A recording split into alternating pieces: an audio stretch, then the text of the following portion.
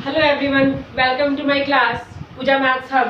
Students, आज हम start करेंगे एनसीईआरटी क्लास 11th का चैप्टर 2 की सेकंड एक्सरसाइज 2.2। जिन्होंने 2.1 अभी तक नहीं करी है वो मेरी प्लेलिस्ट में जाके मेरे चैनल को सब्सक्राइब करके और मेरी प्लेलिस्ट में जाकर अपना पिछला काम कर सकते हैं। आज हम स्टार्ट करेंगे स्टूडेंट एक्सरसाइज 2.2, जिसमें मेन टॉपिक है रिलेशन। फर्स्ट एक्सरसाइज आपकी बेस्ड थी कार्टेशियन प्रोडक्ट और ऑर्डर्ड पेयर पे। अब उन्हीं की आगे और डिस्क्रिप्शन में और डिफाइन किया हुआ है रिलेशन। रिलेशन क्या होता है स्टूडेंट, इनको मैं आपको एग्जांपल से बताती हूँ। रिलेशन सपोज करो, आजकल सभी हर लोग रामायण सभी का पता है, तो मैं रामायण का एग्जांपल लेती हूँ। स्टूडेंट सपोज करो हमारे पास एक सेट है, जो क्या है, हमारे पास है एक दशरथ या और दूसरा एलिमेंट है इसमें रावण, और एक सेट है हमारे पास बी राम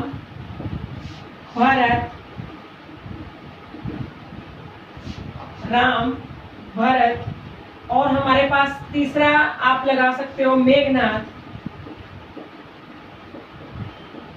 ओके स्टूडेंट्स, यहां से हम एक, जैसा कि नाम से क्लियर है, रिलेशन क्या होता है, आपने फर्स्ट एक्सरसाइज में ऑर्डर्ड पेयर पढ़े थे। ऑर्डर्ड पेयर, जितने भी ऑर्डर्ड पेयर होते हैं वो किस फॉर्म में होते हैं, इस फॉर्म में होते हैं एक्स और वाई के फॉर्म में, फर्स्ट और सेकंड एलिमेंट।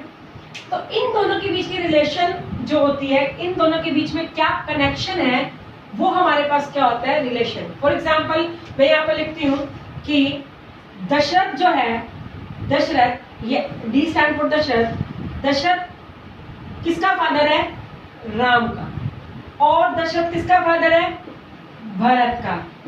रावण किसका फादर है, मेघनाथ का। ओके, इसका मतलब क्या है, इन दोनों के बीच में, दशरथ और राम के बीच में क्या रिलेशन है, कि वो उसका फादर है। दशरथ और भरत के बीच में क्या रिलेशन है, कि वो उसका फादर है। रावण और मेघनाथ के बीच में क्या रिलेशन है, कि उसका फादर है। तो इनको हम ऐसे भी लिख सकते हैं ऑर्डर्ड पेयर में कि Dasharath is the father of Ram. Okay, Dasharath is the father of Bharat, या Dasharath is Ravan is the father of Meghnath. Okay students, जिसमें से हमारे पास पहला एलिमेंट कहां से लिया गया है, सपोज करो अगर हम इस ऑर्डर पेयर को ए और बी से डिफाइन करते हैं, तो जो ए है वो कहां से लिया गया है, सेट ए से, और जो सेकंड एलिमेंट है आर बी एम, वो कहां से लिए गए हैं, बी से। तो ये जो है हमारे पास इस कैटेगरी में, ये हमारे पास क्या जाती है, एक relation between all ordered pair. जितने भी ऑर्डर्ड पेयर हैं ए और बी, जो कि ए हमारा ए के सभी एलिमेंट्स कहां से लिए गए हैं, ए से।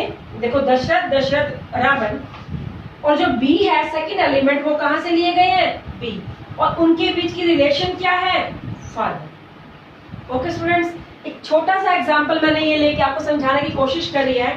हम कुछ और एग्जांपल भी ले सकते हैं।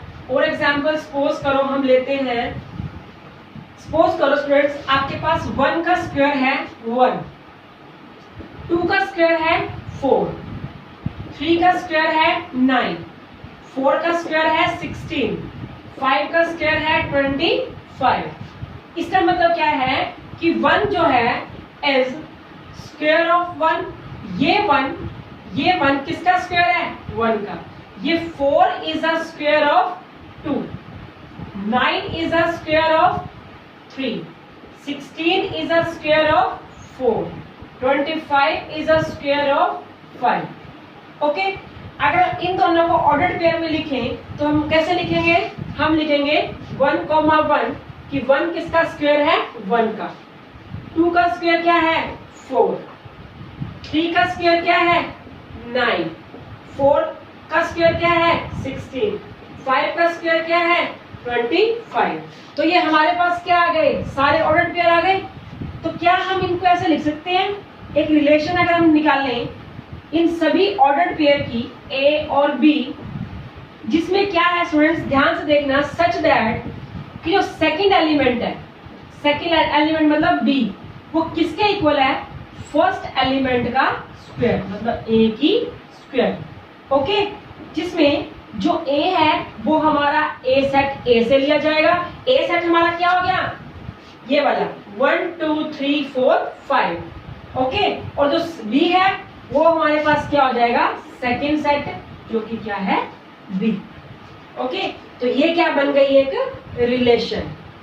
ठीक है स्टूडेंट्स, ये मैंने आपको दो एग्जांपल, सिर्फ रिलेशन फाइंड आउट, रिलेशन कैसे समझनी है हमने उसी के एग्जांपल्स लिए हैं। आई होप आप सभी को समझ में आ गया होगा।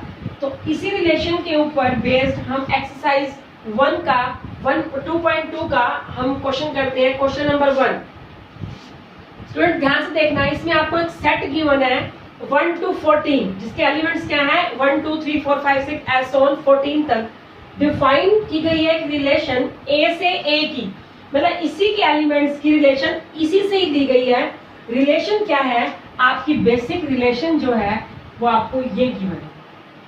अब आप रिलेशन, आपको गिवन रिलेशन क्या है, ध्यान से देखना, जो रिलेशन होती है वो ऑर्डर्ड पेयर में होती है, मतलब जो जितने भी ऑर्डर्ड पेयर बनेंगे उनकी रिलेशन क्या होगी, उनकी रिलेशन क्या है 3x minus Y is equal to क्या है 0, वेयर x और y मतलब फर्स्ट एलिमेंट और सेकंड एलिमेंट सारे के सारे कहां से लिए जाएंगे, a में से, a के एलिमेंट होंगे, मींस x और y सारे कहां से लेंगे, a से।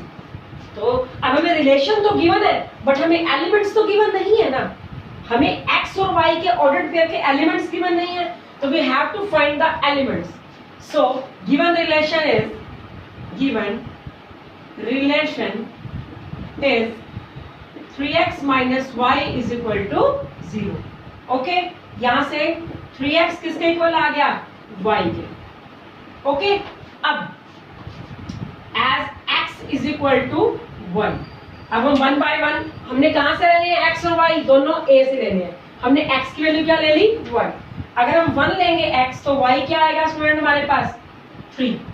और देखो 1 और 3 दोनों ही a में है ना। अब हम x की वैल्यू क्या लेंगे 2, x की वैल्यू 2 लो तो 3 into 2, y की वैल्यू क्या आ गई 6, 2 और 6 भी हमारे पास a में है।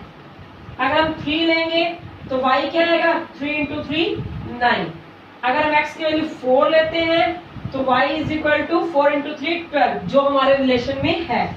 Now x is equal to हम 5 लें तो y इज इक्वल टू क्या आता है 15। अब 15 तो वहां पर है ही नहीं, इसका मतलब it doesn't belongs to a। Okay, तो यहाँ पर हमारे ऑर्डर्ड पेयर क्या बनते हैं, ऑर्डर्ड पेयर हमारे पास क्या बने, all the ordered pairs are, मतलब जो सेट बनेंगे a, फर्स्ट सेट कहां से बनेगा, फर्स्ट एलिमेंट x लेना है तो x हमारे पास क्या है 1 2 3 4, तो 1 2 3 एंड 4। और जो सेकेंड एलिमेंट है y वो क्या है 3 6 9 एंड 3 6 9 एंड 12। ओके स्टूडेंट्स, तो ये सभी ऑर्डर्ड पेयर की हमें रिलेशन गिवन थी। रिलेशन के बाय यूजिंग दैट रिलेशन हमने दो सेट निकाल लिए। अब हमें क्या निकालना है students, domain, range and codomain. Domain क्या होता है, set of all elements at the first position. First position मतलब x की पोजीशन, x की पोजीशन पे एलिमेंट्स कौन से हैं 1 2 3 एंड 4।